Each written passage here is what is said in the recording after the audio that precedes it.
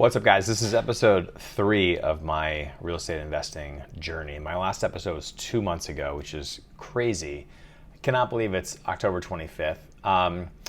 In fairness, I did go to Europe for like 32 days, and I was in LA a week before that. So really 5 solid weeks plus 5.5 weeks. I was out of commission, traveling, just living my life on a bit of a, adventure. So I wasn't updating. I was still reading my book, still consuming a ton of podcasts and, stuff like that, YouTube videos, all that good stuff. But I just got back from Bigger Pockets convention last week. I was down there in Orlando for 4 nights, and it was such a game changer. 2 videos ago, episode number 1, I filmed when I signed up for BPCon, Bigger Pockets convention. And also when I signed up for the boot camp, the rookie boot camp, which I'm now 5 weeks into. Somehow it's crazy, but I've learned so much. It's wild. The starting point, those first 2 videos, like just looking back on what I knew at that time and how little I really knew, and I knew I didn't know anything, but it's just amazing how much I've learned since those 2 videos, which was only 2 months ago.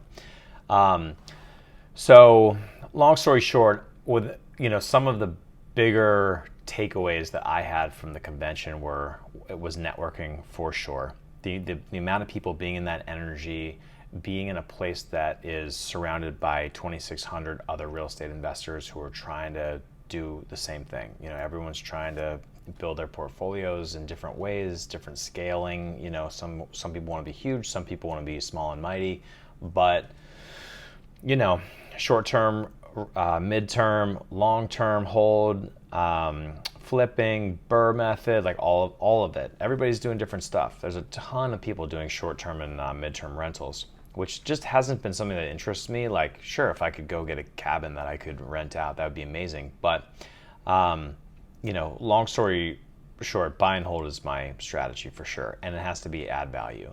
Turnkey doesn't work for me because when you do turnkey, you have to put your down payment down, but you can't really add value to it. It's kind of maxed out at its value at the moment because it's already been renovated. So you can't force equity in that scenario. It's great to buy if you just have cash and you just want to buy turnkey properties and just get them rolling. Then that's great. But if you want to buy them, create equity, force appreciation, and then be able to take that appreciation out and use it to borrow against yourself to go buy another one, then you have to add value. And that's a lesson that I learned. I haven't bought anything yet or anything like that, but I am getting a lot closer. I am in the process of a pre-approval right now, so I'm working with a lender that I met. As soon as I got back from BPCon, I started reaching out to agents. Had a great call with one of the agents. He put me in touch with the lender that he uses and has had good deals with. And that lender's got me going through the pre-approval process right now. So it'll be really interesting to see what I can get pre-approved for, because I am a 1099 employee. I'm not a W-2. I'm self-employed, and I do have 2 years of tax records to show, but that would be 2022 and 2021. And 21, I only worked half the year. The other half, I was on furlough from my old job and collecting unemployment, which was not fun. But yeah, so I really only have like a year and a half of the income, and that half year I was just getting started. I barely, I was just making a little bit here and there, nothing crazy. But I wish I could show this year, because this year was better than 22, and I can, if I could show 23 and 22, I would look so much better on paper. But we're working on it. We'll see what happens. Getting the pre-approval will be really interesting for me to figure out like what exactly is my buying power. Couple things also. So it's just to stick with BPCon, like leaning into my socials. I really want to share the journey. I want to put it out there. Generally speaking, I have a love-hate relationship with social media. I love it, and I also like always want to just delete it and never go on it again. But I do feel like it's a strength of mine that I can do. So I feel like I should. So leaning into that, talking to people, actually taking action, talking to agents, getting pre-approved, like looking at places, starting to run numbers on places, doing all that kind of stuff. Accountability groups have been huge. I linked up with some guys down in BPCon, and we just had our first accountability meeting last night. They already have been doing it, and they were kind enough to invite me into it. And I think I'm just going to get tremendous value out of it. I'm the only person in the group that owns nothing at the moment. So, there's guys in there that have 20, 30 units. So there's so much that I can learn from a group like that. So I'm just going to be figuring out how I can bring my value to it as well. But that's going to be huge. And what else? Yeah, just identifying market. Long story short, when I was first creating those videos, man, I did not understand cash flow.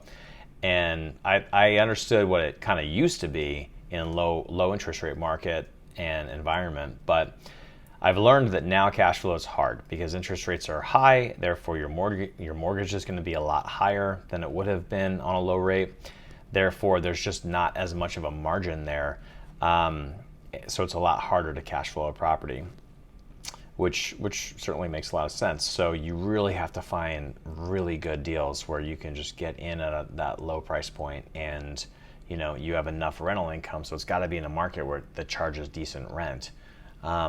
In order to at least break even. And that's another thing I've learned, like it doesn't have to cash flow.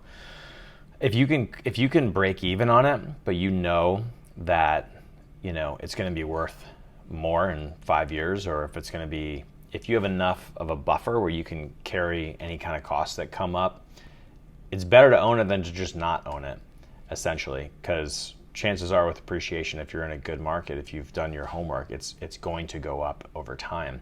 Another great way to look at it, which is what I'm probably going to do specifically, is doing it as a primary.